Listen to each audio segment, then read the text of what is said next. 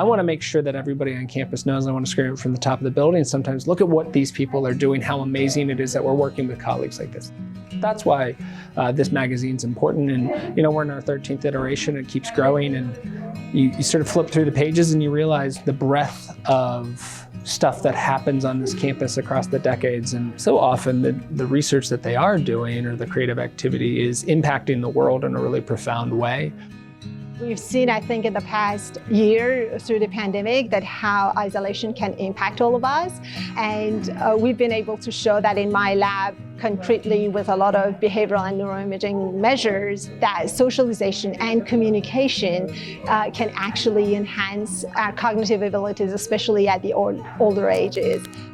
There are folks out there trying to solve the problem for rural America, to make sure that our rural residents has the internet connection that they so desperately need to be able to do their role in precision agriculture, or their children can attend school in a remote environment if so needed, and for the health care that people need. I enjoy the fact that this spans the breadth of the creative to the hard sciences, and just it's a really good showcase that our campus has an active research group as well as the teaching. It makes us a little bit more versatile in some ways, but for me it really forced the multidisciplinary aspect for me.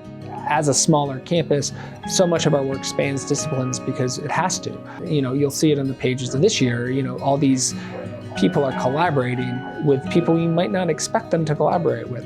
What I've done is integrated STEM concepts with physical activity. So we know that as you move, you also are gaining knowledge. And so we put those two together and we can improve the children's understanding of concepts. I think it's really important to have creative activities be represented among, the sort of variety of research that's being done. Some research is very, as we saw, very, like team-oriented, where professors have students in their labs, and in some cases, like in mine, that's maybe less apparent because I don't write with my students.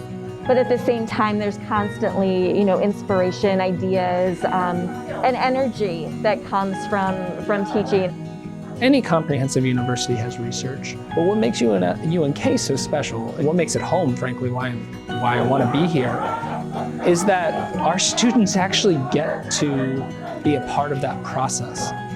It's so rewarding because it really acknowledges all of the work that the students have done, because all of this work is really student-driven. It's about training them for being fisheries professionals, and so this is super exciting for my lab, for sure.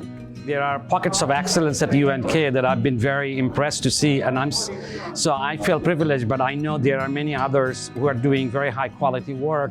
So it feels like really an honor to be featured in a very prestigious, with a prestigious group of people and the remarkable work that they're doing.